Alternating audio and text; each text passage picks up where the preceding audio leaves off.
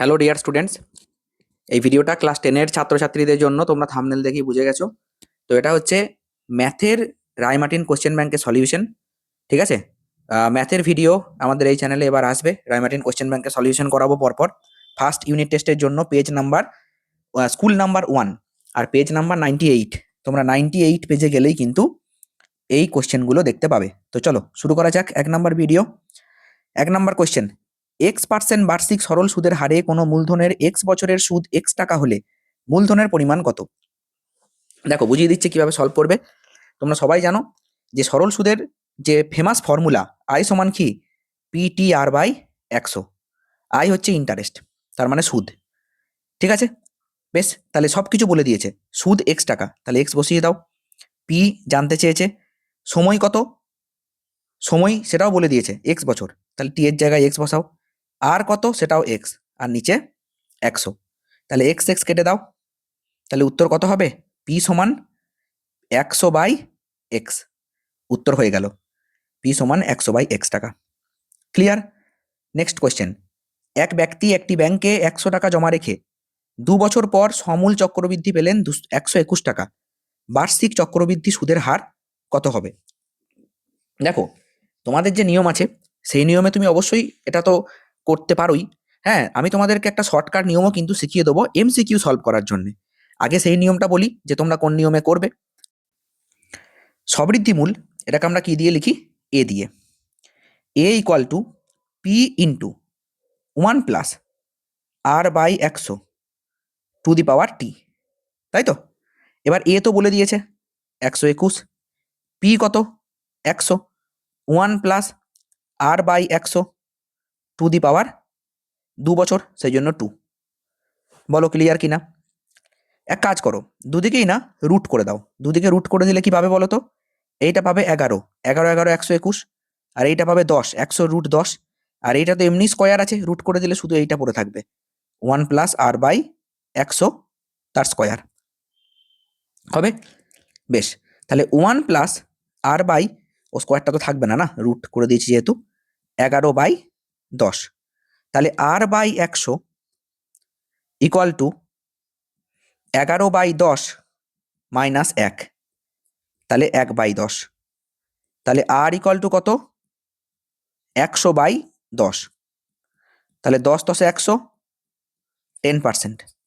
তাহলে উত্তর কিন্তু হয়ে যাবে 10%। ঠিক আছে, আমরা দেখে নিই অপশানে 10% আছে কি না। দেখো 10%। ওকে, বলো ক্লিয়ার? বেশ, তারপরে দেখো, এটা ইরেজ করে দিলাম। দুটো কোশ্চেন আমাদের সলভ হয়ে গেছে। নেক্সট কোশ্চেন কি বলছে? AX square plus BX plus C equal to 0 দ্বিঘাত সমীকরণ হলে কোনটা উত্তর হবে? দেখো, একটা দ্বিঘাত সমীকরণ যদি এটা হতে হয় তাহলে অবশ্যই কিন্তু A নট ইকুয়াল টু 0 হতে হবে। কারণ A ইকুয়াল টু যদি 0 হয়ে যায় তাহলে তো এক্স স্কোয়ারের টার্মটা ভ্যানিশ হয়ে যাবে, তাই না? তাহলে দ্বিঘাত সমীকরণ হবে কি করে? হবে না, দুটো ঘাত তো আমি তাহলে পাবো না। আশা করি বুঝেছো। আচ্ছা, নেক্সট কোশ্চেন দেখো, ইরেজ করে দিলাম। আচ্ছা, 2A equal to 3B equal to 4C, তাহলে A/B/C ইকুয়াল টু কত হবে? আচ্ছা, এই কোশ্চেন কি করে করব? কিছুই না, খুব সহজ। দেখো, এখানে আমি একবার লিখি। 2A equal to 3B equal to 4C, তাহলে A/B/C এটা হয়ে যাবে যদি ডাইরেক্ট উত্তর বের করি। এর আগে শিখিয়ে দিচ্ছি কি করে শর্টকাট ভাবে সলভ করবে। এর আগে কে আছে? 2 আছে, তাহলে 2কে নিও না, 3 ইন্টু 4 করো, কত হবে? 12/2। 3কে নিও না, 2 ইন্টু 4 কত হবে? 8/2। আবার দেখো, সি যখন তুমি লিখছো তখন সি এর আগে একে ধরো না, তাহলে 3 2 6। এবার কাটাকাটি করো, 2 6 12, 2 4 8, 2 3 6। দেখো উত্তর বেরিয়ে গেল। তাহলে কোনটা হবে? 6:4:3। আশা করি ক্লিয়ার। পরের প্রশ্নে যাই। বলছে ও কেন্দ্রীয় বৃত্তের AB ও CD জ্যা দুটি দৈর্ঘ্য সমান। বেশ ভালো কথা, তাহলে আমি একটা ও কেন্দ্রীয় বৃত্ত আঁকি। ঠিক আছে, এটা হচ্ছে AB জ্যা, এটা হচ্ছে AB জ্যা, আর এটা হচ্ছে CD জ্যা। এ ও বি ইকুয়াল টু 60 ডিগ্রি, এটা ও কেন্দ্রীয় বৃত্ত, তাহলে এ ও বি ইকুয়াল টু 60 ডিগ্রি। আচ্ছা একটা কথা, এ ও বি কোনটা হবে? এইটা, তাহলে এইটা 60 ডিগ্রি। বেশ, তাহলে সিওডি কত? তাহলে সিওডি কত? সিওডি মানে এইটা, এইটা মনে রাখবে। একই দৈর্ঘ্যের জ্যা যদি হয় তাহলে কেন্দ্রে তারা একই কোণ উৎপন্ন করবে। তাহলে এটা যদি 60 হয় তাহলে এই উত্তরটাও হবে 60। বুঝতে পেরেছ? তারা কেন্দ্রে একই কোণ উৎপন্ন করবে। পাশের চিত্রে একটা ও বৃত্তের কেন্দ্র এবং এ বি ব্যাস, বেশ একটা চিত্র দিয়েছে। এই যে চিত্রটা দেখো, এই চিত্রটা কেমন দিয়েছে আমি একটু তোমাদেরকে ছবি এঁকে বোঝাই। এটা হচ্ছে ব্যাস, ঠিক আছে? এর একটা ট্রাপিজিয়াম এঁকেছে, ট্রাপিজিয়াম, তাই না? এই যে ট্রাপিজিয়াম এঁকে দিয়েছে, ভালো কথা। এবার এখান থেকে এটা জুড়ে দিয়েছে, বেশ। এই অ্যাঙ্গেলটা বলছে এটা এ বি সি ডি, এইটা নাকি 120, এটা তো ও। এটা যদি 120 হয় তাহলে কি হবে বলো? দেখো, এটা একটা বৃত্তস্থ চতুর্ভুজ। বৃত্তস্থ চতুর্ভুজের, হ্যাঁ, অপোজিট কোণগুলোর যোগফল হয় 180 ডিগ্রি, এটা মাথায় রাখতে হবে। তাহলে বৃত্তস্থ চতুর্ভুজ যদি হয় তাহলে অপোজিট কোণগুলো যোগফল হবে 180। তার মানে আমি এটা বলতে পারি, একদম ভেঙে তোমাদেরকে বুঝিয়ে দিচ্ছি, দেখো, angle D plus angle B equal to 180 degree. তাহলে angle B equal to 180 degree minus 120 degree, কারণ ডি তো 120, তাহলে 60 ডিগ্রি। তাহলে এইটা হয়ে গেল কিন্তু 60 ডিগ্রি। বুঝতে পেরেছ? এটা যদি 60 হয়, হ্যাঁ, আর এটা অর্ধবৃত্তস্থ কোণ, অর্ধবৃত্তস্থ কোণ কি কোণ? সমকোণ, এটা 90। তাহলে এইটা কত হবে? একটা 60 একটা 90। তাহলে অ্যাঙ্গেল চেয়েছে কি? বিএসি। বিএসি মানে কোনটা? বিএসি মানে তো এই কোণটা না, এই কোণটা বিএসি। তাহলে angle BAC, angle BAC equal to, দেখো এই গোটাটা একটা ত্রিভুজ, এই ত্রিভুজের দুটো কোণ তুমি পেয়ে গিয়েছো, তাহলে আর একটা কোণ কত হবে? 180 মাইনাস 60 প্লাস 90, ব্যাস হয়ে গেল। আবার কি? তাহলে 30 ডিগ্রি, 30 ডিগ্রি হয়ে যাবে উত্তর। চলো দেখে নি এমসিকিউতে 30 ডিগ্রি আছে কিনা। এই যে 30 ডিগ্রি, বুঝতে পারলে? ক্লিয়ার? তারপরে আমি চলে এসেছি 99 পেজে। এই পেজটা হচ্ছে 99 পেজ। প্রথম কোশ্চেন, শতকরা বার্ষিক সরল সুদের হার কত হলে কোনো টাকার 10 বছরের সুদ আসলের 10 বছরের সুদ আসলের 2/5 হবে? খুব সহজ কোশ্চেন, একটু বুঝতে হবে। সরল সুদের হার কত হলে, তার মানে আমাকে কোনো কিছুই বলে দেয়নি, শুধু বলেছে কোনো টাকার 10 বছরের সুদ। আমি ধরে নিলাম পি সমান এক্স টাকা, ঠিক আছে? আর আমি জানি না, সেটা বের করতে হবে সুদের হার। টি বলে দিয়েছে 10 বছর, বেশ 10 বছর, হ্যাঁ, আর সুদ আই আসলের 2/5, ব্যাস। এবার ক্যালকুলেশন করে দেবো। তাহলে আমরা জানি আই সমান পিটিআর বাই 100। তাহলে আই এর জায়গায় কি লিখবো? 2/5 এক্স, এইটা শুধু এক্স, টিটা 10, আর জানি না বের করব, আর এইটা 100। তাহলে এক্স কাটলো, এক্স কাটলো, 2 5 10 কাটলো, তাই না? 5 20 100 কাটলো, আর 5 4 20 কাটলো। তাহলে উত্তর কিন্তু হয়ে গেল 4 বছর। দেখো, আশা করি ক্লিয়ার। উত্তর হয়ে গেল 4 বছর। হো 4 বছর কেন বলছি? 4%, না, সুদের হার চেয়েছে, সরি 4%, হ্যাঁ, সুদের হার চেয়েছে, না বছর তো বলে দিয়েছিল, সুদের হার চেয়েছে 4%। ওকে, দেখো ক্লিয়ার। এইভাবে কিন্তু অঙ্কটা তোমরা করে নেবে। আচ্ছা, পরের কোশ্চেনে যাই আমি। যে সমীকরণের বীজগুলি এত ইকুয়াল টু 0 সমীকরণের বীজগুলির অনন্যক, সেই সমীকরণটি লেখো। খুব ভালো কোশ্চেন। যে সমীকরণের বীজগুলো এই সমীকরণের বীজগুলির অনন্যক, সেই সমীকরণটি লেখো। দেখো কি লিখছি, আমি আগে ইকুয়েশনটাকে লিখছি। X square plus P x plus 1 equal to 0। আমি ধরে নিচ্ছি বীজ দুটো হচ্ছে আলফা এবং বিটা। তাহলে আলফা প্লাস বিটা তোমরা জানো সেটা হয় মাইনাস বি মানে এখানে মাইনাস পি, ঠিক হবে। আর alpha into beta equal to C এর সঙ্গে সমান হয়, তাহলে সেটা কি হবে 1। আশা করি ক্লিয়ার। ঠিক, এবার অন্য যে সমীকরণটা তার বীজগুলা বলছে এর সঙ্গে অনন্যক হবে, মানে তার বীজ হবে 1/, আলফা আর 1/, বিটা। তাহলে ইকুয়েশনটা কি হবে?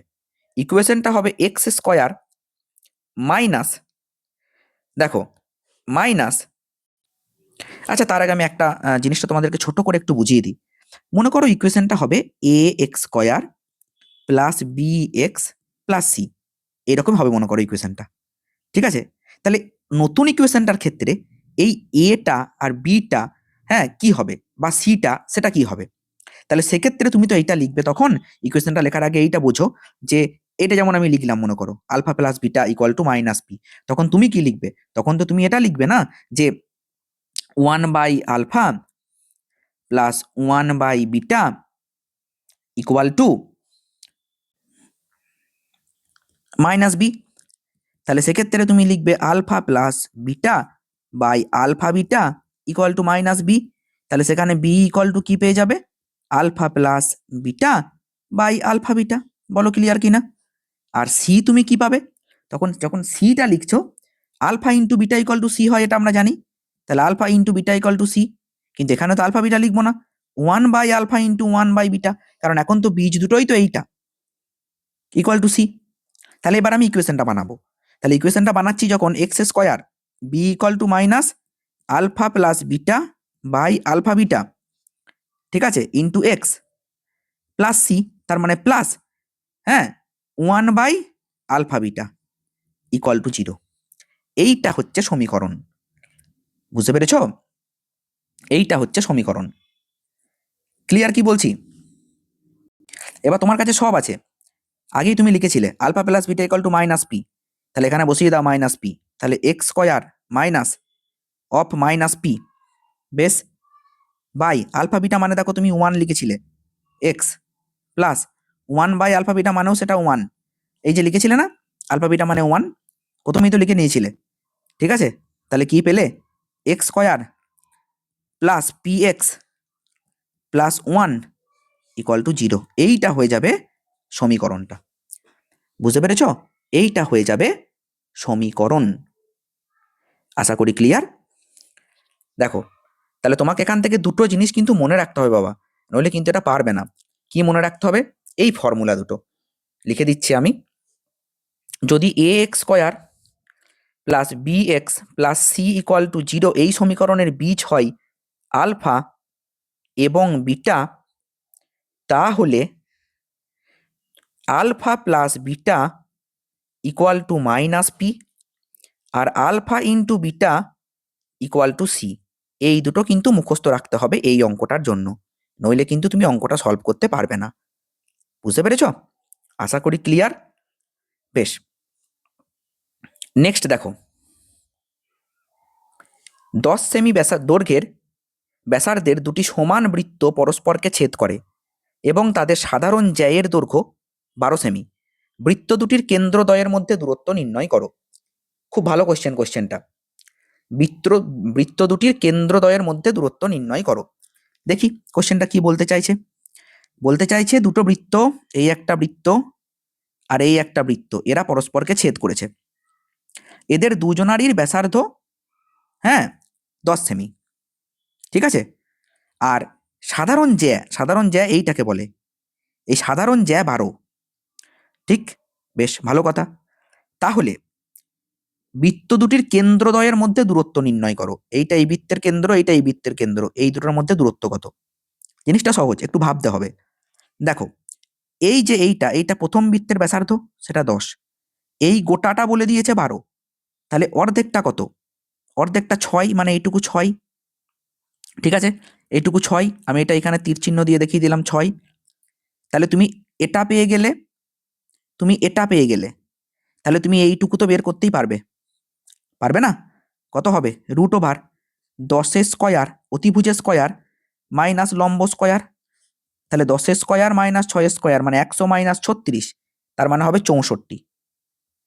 তাহলে 64 মানে √64 মানে 8 সেমি। তাহলে এইটুকু 8, আবার এইটুকু 8, তাহলে মোট কত? 16 সেন্টিমিটার। তাহলে কেন্দ্রদ্বয়ের মধ্যে দূরত্ব হচ্ছে 16 সেন্টিমিটার। আশা করি ক্লিয়ার। মুছে দিলাম। দেখো, এবার আমি পরের কোশ্চেনে যাই। আচ্ছা, তোমরা কিন্তু সবাই কমেন্ট সেকশনে জানাবে যে তোমরা বুঝতে পারছো কিনা, ঠিক আছে?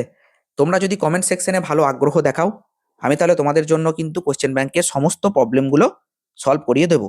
ওকে, তোমরা সবাই কিন্তু কমেন্ট করবে যারা দেখছো ভিডিওটা, এটা আমার রিকোয়েস্ট তোমাদের কাছে। দেখো, বলছে প্রদত্ত চিত্র দুটির প্রতি ক্ষেত্রে এক্স এর মান নির্ণয় করো। দেখো, এই যে তুমি ছবিটা দেখছো, এটা তো একটা বৃত্তস্থ চতুর্ভুজ, ঠিক কিনা? তাহলে এদের কি বলেছিলাম যে অপোজিট কোণগুলার যোগফল হবে 180। তাহলে এই যে চতুর্ভুজটা তুমি দেখতে পাচ্ছ, একটা বলে দিয়েছে 130, ছবিটা একটু জুম করে দিই, একটা বলে দিয়েছে 130, তাহলে এইটা কত হবে? 180 মাইনাস 130, তাহলে 180 মাইনাস 130 তার মানে 50, তাহলে এইটুকুনি হয়ে গেল 50। এটা 50, এটা 90, তাহলে এইটুকু কত? এটা তো একটা ত্রিভুজ, এটা তো একটা ত্রিভুজ না? 50 90, তাহলে আরেকটা কত হবে? তাহলে এই যে কোণটা এক্স হবে, এক্স হবে 180 মাইনাস 50 মাইনাস 90, ঠিক আছে? 50 60 70 80, তার মানে 30 ডিগ্রি। একটা উত্তর হয়ে যাবে 30 ডিগ্রি। বলো ক্লিয়ার? ঠিক বললাম না ভুল বললাম? 180 আছে তো?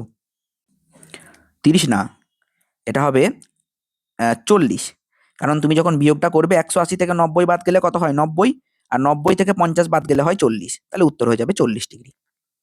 ক্লিয়ার? দেখো স্যার, এই কোণটা কেন 90 ডিগ্রি হলো আমি প্রথমেই বলে দিয়েছি, মনে রাখবে। যারা জানো না তাদের জন্য আমি একবার বুঝিয়ে দিচ্ছি। এইটা মনে করো একটা বৃত্ত, এই বৃত্তের এটা ব্যাস, তো ব্যাস থেকে যে কোনো কোণ যেটা পরিধিতে উৎপন্ন হবে সেইটাই 90 ডিগ্রি, কারণ এটা অর্ধবৃত্তস্থ কোণ।